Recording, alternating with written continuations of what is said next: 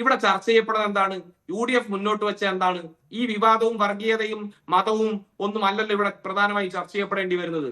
UDF ഈ സംസ്ഥാനത്ത് തെരഞ്ഞെടുപ്പിനെ നേരിടുമ്പോൾ പ്രധാനമായി മുന്നോട്ട് വെക്കുന്നത് LDFനെ സംബന്ധിച്ച് ഈ പറഞ്ഞ വികസന നേട്ടങ്ങൾ ഒന്നും പറയാനില്ല. ഏത് നേട്ടാ നിങ്ങൾ പറയേണ്ടത്?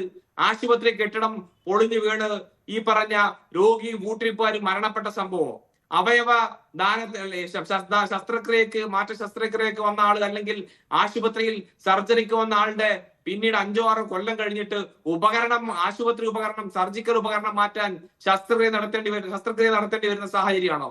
അതോ ഈ നാട്ടിൽ ഈ പറഞ്ഞ പാവപ്പെട്ടവന് ദിവസം പ്രതി വർദ്ധിപ്പിച്ചുകൊണ്ടിരിക്കുന്ന നികുതികളുടെയും കെട്ടിട നികുതിയും വീട്ടുനികുതിയും വെള്ളക്കരവും വൈദ്യുതി ചാർജ് ഉൾപ്പെടെയുള്ള ലക്ഷക്കണക്കിന് രൂപ സാധാരണക്കാരന്റെ കഴുത്തിന് കുത്തിപ്പിടിച്ച് പിഴിഞ്ഞെടുത്ത് കൊണ്ടുപോകുന്ന ഇതൊക്കെ പറയാനുള്ള അവസരമാണല്ലോ ഡീൽ പറഞ്ഞുകൊണ്ട് പ്രതിപക്ഷ നേതാവ് വഴിതിരിച്ചു വിട്ടത്. രാഹുൽ ഗാന്ധി തുടങ്ങി വെച്ചതാണ് ഡീൽ ആരോപണം. അത് സ്ഥാനാർത്ഥി നിർണയത്തിന് ശേഷം VD സതീശൻ ഏറ്റെടുക്കുന്നു, പിന്നീട് നേതാക്കൾ ഏറ്റെടുക്കുന്നു. ഇന്നും തുടർന്നുകൊണ്ടിരിക്കുന്ന ഡീൽ ആരോപണത്തിലേക്ക് ചർച്ചകൾ വഴിതിരിച്ചത് നിങ്ങളാണ്. നിങ്ങൾക്ക് ഇതൊക്കെ പറയാനുണ്ടായിരുന്നെങ്കിൽ ഏറ്റവും തെരഞ്ഞെടുപ്പിനെ സ്വാധീനിക്കുന്ന ആ കാര്യങ്ങൾ പറയുകയായിരുന്നല്ലോ ചെയ്യേണ്ടത്. നിങ്ങളുടെ ഗ്യാരണ്ടി പോലും പറയാൻ സമയമില്ലാതെയാണല്ലോ ഈ ആരോപണത്തിലേക്ക് നിങ്ങൾ വഴിതിരിച്ചു വിട്ടത്.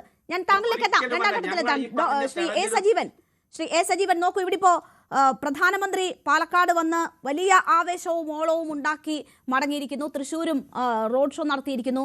നമുക്കറിയാം പ്രധാനമന്ത്രി നല്ലൊരു പ്രാസംഗികനാണ്, നല്ലൊരു ഒറേറ്ററാണ്. ആ രീതിയിൽ അദ്ദേഹത്തിന്റെ വാക്ചാതുരി കേരളം ഇടയ്ക്കിടയ്ക്ക് കേൾക്കുന്നതാണ്. പക്ഷേ ഇത്തവണ വന്ന് മടങ്ങുമ്പോൾ കഴിഞ്ഞ ലോക്സഭാ തെരഞ്ഞെടുപ്പിൽ വന്നതുപോലെയോ സംസാരിച്ചതുപോലെയോ ഒക്കെ പ്രധാനമന്ത്രി കാര്യങ്ങൾ സംസാരിക്കുന്നുണ്ടോ? ഡീൽ ആരോപണം BJP അങ്ങേറ്റം പ്രതിരോധത്തിലാക്കി നിൽക്കുകയാണ്. അതിൽ ഞങ്ങളാണ് A ടീം എന്ന് പറയുന്നുണ്ട്. കഴിഞ്ഞ തവണ പറഞ്ഞ മാവോ ലീഗ് കോൺഗ്രസ് ആരോപണം ഒന്നും പ്രധാനമന്ത്രി ഇത്തവണ ഉന്നയിക്കുന്നില്ല.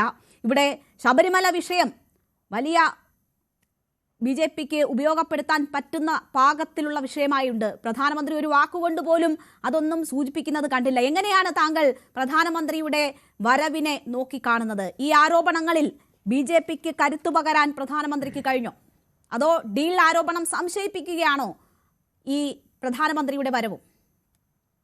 പ്രധാനമന്ത്രിയുടെ വരവ് കൊണ്ട് കേരളത്തിൽ BJPക്ക് എന്തെങ്കിലും നേട്ടം ഉണ്ടാക്കാൻ കഴിയും എന്ന് ഞാൻ വിചാരിക്കുന്നില്ല.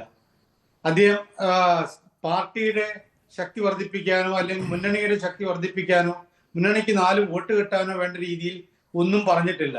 അദ്ദേഹത്തിന്റെ താങ്കൾ പറഞ്ഞ പോലെ പ്രസംഗ ശൈലി ഉപയോഗിച്ചുകൊണ്ട് കുറച്ചു നേരം സംസാരിച്ചു എന്ന് മാത്രമേ ഉള്ളൂ.